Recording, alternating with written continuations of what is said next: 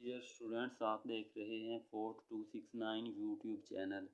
तो आज का हमारा टॉपिक है कॉलम्स लॉ। कॉलम्स लॉ क्या होता है देखते हैं। कॉलम की स्टेटमेंट देखते हैं।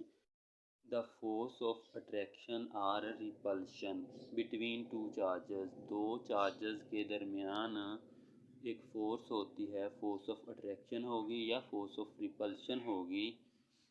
इज़ डायरेक्टली प्रोपोर्शनल, वो डायरेक्टली प्रोपोर्शनल होती है to the product of magnitude of charges.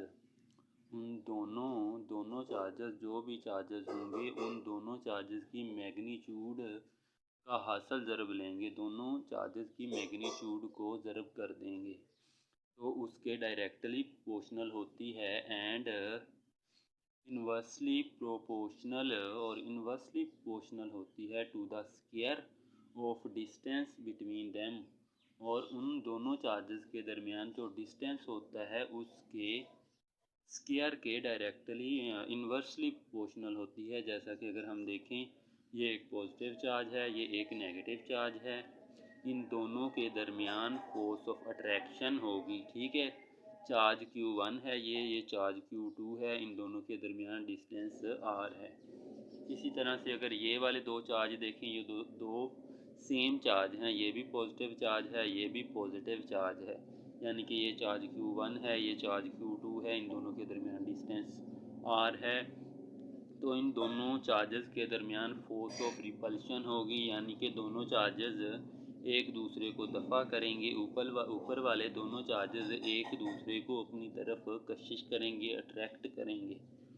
तो कॉलम के लॉ की अगर मैथमेटिकल फॉर्म हम देखना चाहें कि मैथमेटिकल फॉर्म क्या बनेगी, तो मैथमेटिकल फॉर्म ये बनेगी कि ये हमारे पास जो फोर्स है वो डायरेक्टली प्रोपोर्शनल है चार्जेस की मैग्नीट्यूड के हासिल ज़रब के, यानी कि product of magnitude of charges. Force directly proportional है product of magnitude of charges. और उसके बाद दूसरा हिस्सा क्या है स्टेटमेंट का कि फोर्स इन्वर्सली प्रोपोर्शनल है दोनों चार्जेस के दरमियान जो डिस्टेंस है उसके स्क्वायर के। ठीक हो गया। अगर डायरेक्टली है तो उसको इस तरह से हम लिखते हैं, अगर इन्वर्सली है तो 1/, वो वाली चीज़ कर देते हैं। अब बाय इक्वेशन 1 एंड 2, इक्वेशन 1 और 2 से हम लिख सकते हैं F proportionality Q1 Q2 over R square. हम लोग जानते हैं कि अगर हम प्रोपोर्शनैलिटी के कांस्टेंट को ख़त्म करें तो क्या करते हैं, कोई कांस्टेंट लगाते हैं। तो इधर हम कांस्टेंट लगा देंगे Q1 Q2 over R square. Constant की जगह पे हम K लगा रहे हैं, K लगाएंगे, F is equal to K Q1 Q2 over R square बन जाएगा। उसके बाद ये देखें, ये हमारी इक्वेशन बन गई है। अब इस इक्वेशन में जो जो चीज़ें हैं हमने उनका बताना है क्या क्या चीज़ें हैं। This equation is known as Coulomb's law. इस इक्वेशन को हम कॉलम्स का लॉ कहते हैं। अगर कॉलम के लॉ की मैथमेटिकल फॉर्म लिखनी हो तो हम ये वाली फॉर्म लिखेंगे, F is equal to K Q1 Q2 over R square, where F is the force. F एक फोर्स है बिटवीन द टू चार्जेस, दोनों दो चार्जेस के दरमियान फोर्स है। And is called the Coulomb's force, और इसको हम कॉलम्स फोर्स कहेंगे। और यहाँ पे हमारे पास Q1 एंड Q2 इस इक्वेशन में क्या है, Q1 and Q2 are the magnitude of the two charges. दो चार्जेस की मैग्नीट्यूड है Q1 और Q2। And R is the distance, और R डिस्टेंस है बिटवीन टू चार्जेस, और उन दोनों चार्जेस के दरमियान जो डिस्टेंस है वो R है। और हेयर यहाँ पे जो हमारे पास K है, जो हमने कांस्टेंट यूज़ किया है, तो K is the constant of proportionality.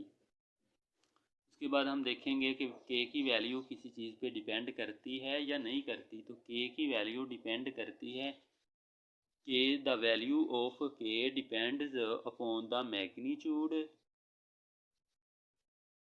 यानी कि अपॉन द मीडियम, यानी कि मीडियम पे डिपेंड करती है बिटवीन टू चार्जेस। दो चार्जेस के दरमियान जो मीडियम होगा K की वैल्यू उस पर डिपेंड करेगी।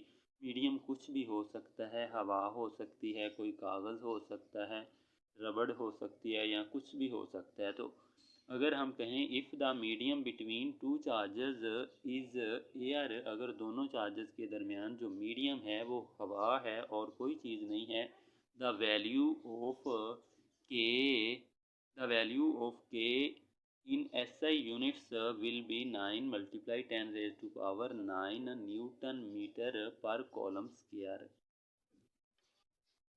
तो डियर स्टूडेंट्स, ये था आज का हमारा लेक्चर।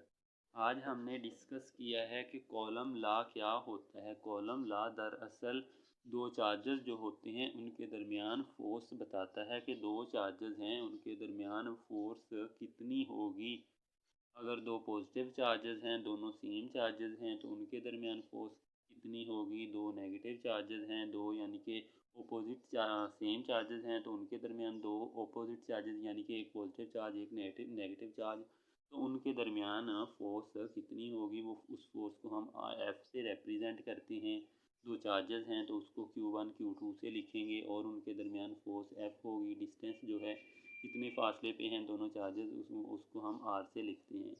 तो कूलम का लॉ यही हमें बताता है कि जो फोर्स है वो डायरेक्टली प्रोपोर्शनल होगी दोनों चार्जेस की मैग्नीट्यूड को ज़र्ब करेंगे उसके, और जो फोर्स है वो इन्वर्सली प्रोपोर्शनल होगी किसके, दोनों चार्जेस के दरमियान जो फासला है डिस्टेंस है उसके स्क्वायर के। तो स्टूडेंट्स, ये था हमारा आज का लेक्चर। अगर आपको ये वीडियो अच्छी लगती है तो आप वीडियो को लाइक करें, चैनल को ज़रूर सब्सक्राइब करें और अपने दोस्तों में शेयर करें। Thanks for watching. अल्लाह हाफिज़।